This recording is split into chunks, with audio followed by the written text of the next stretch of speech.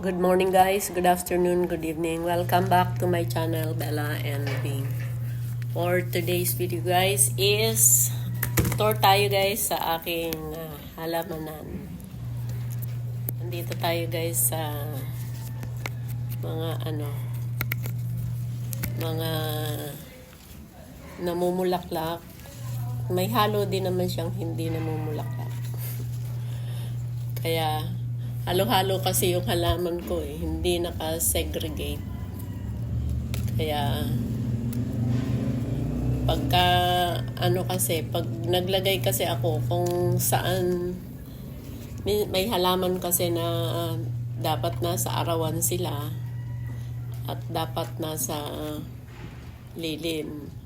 So ang nandito guys sa arawan, bantad yan sila sa araw, medyo matagal ang araw dito sa lugar na to. Kaya dito ko nilagay yung mga flowering plants. Katulad guys, yan ang mga roses, yung butterflies, tapos yung periwinkles. Andyan sila guys sa harap. At saka yung mga matibay sa init. Dito ko siya nilagay guys sa harapan.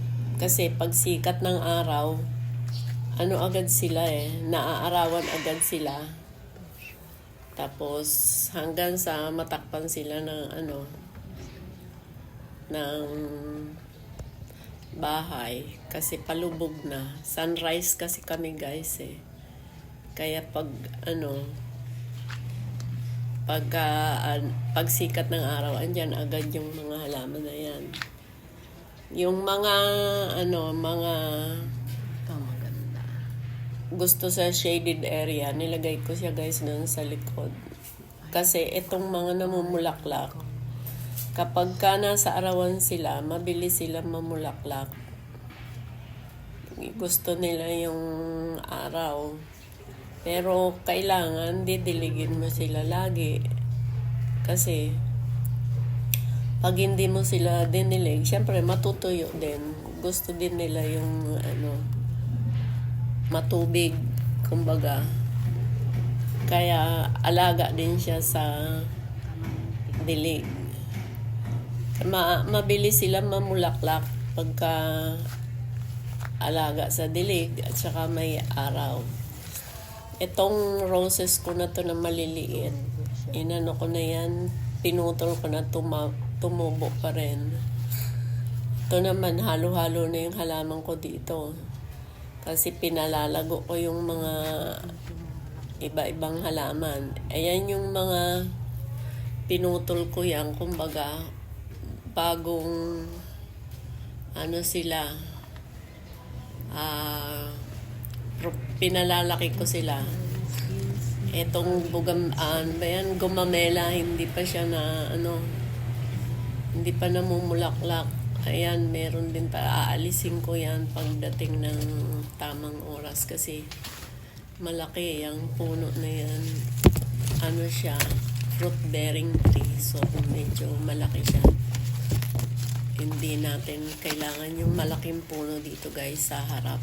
Kaya pinuputol ko na lang at saka nasisira yung pader niya. Ito namang tea plant, hindi siya masyadong malago kasi natatakpan siya ng guyabano. Ito naman daw yan yung pangalan niyan, insulin. Ayan guys, gumapang yung ikmo ko. Hindi ko siya matanggal kasi parang baka kailangan in the future. Maganda din kasi yung pangtapal. Ito meron akong tuba-tuba. Pinutol ko na nga yan. Ito naman nagpropagate ako ng ng rubber plant. Ayan yung iba dyan mga bagong tanim yan. So, yung bagong tanim nilalagay ko sa lilim dahil mainit nga, baka matuyo. Kasi hindi maganda ang lupa dito sa amin guys hindi ka makaka-rely ng adobe kasi siya. Ngayon mamimili ka kung hahaluan, paano mo siya hahaluan. Kasi hindi naman pwedeng purong loam soil ang inilalagay ko. Medyo magastos. So, hinahaluan ko pa din siya ng soil galing dito sa amin. Tumutubo naman, kaya lang hindi nga lang siya masyadong mataba. Ayan guys, ang mga aking mga roses. Dito naman tayo guys sa likod banda. Ayan, may plant box ako dyan guys. Nilagay ko yung mga payat na halaman na hindi nangangailangan ng direct sunlight.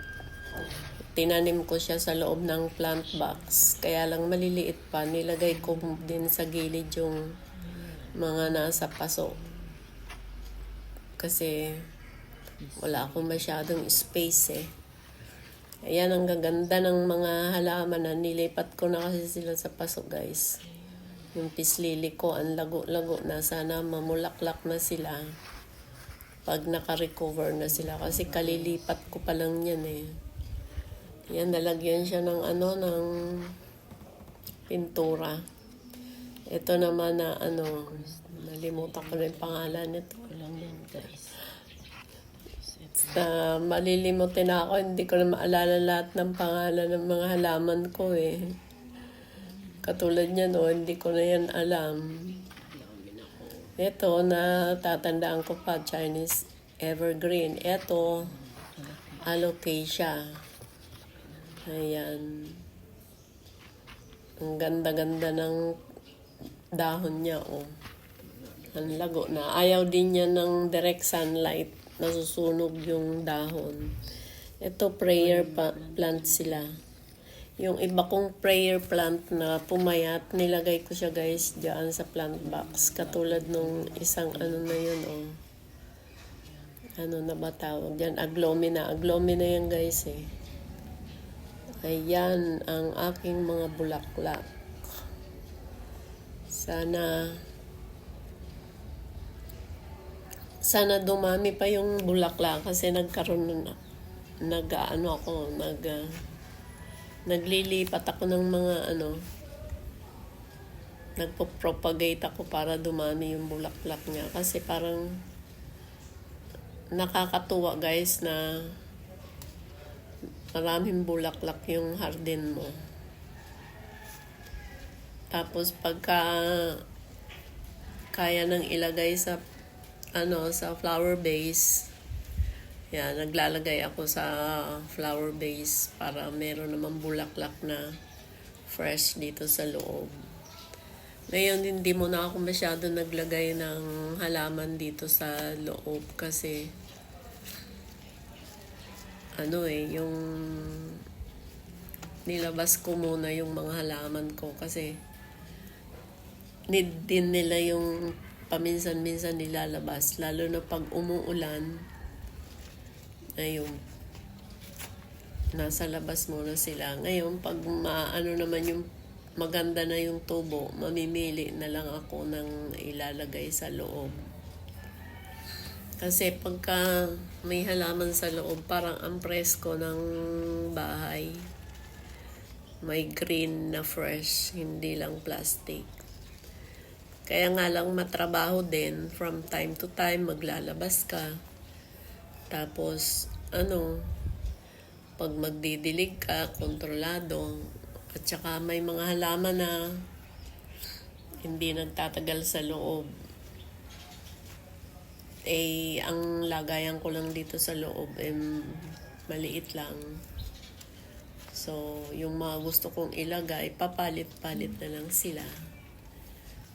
Sa ngayon, ito muna yung lalagay natin sa loob, yung roses, kasi na siya, marami siyang bulaklak,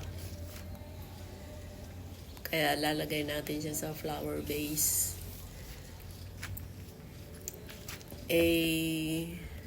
Dalawang klase yung red roses ko, guys. Ito, parang yung blood red.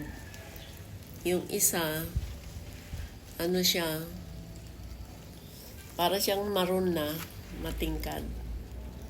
Thank you for watching. Bye-bye. Hope you enjoy sa tour ko ng mga halaman. See you in my next vlog.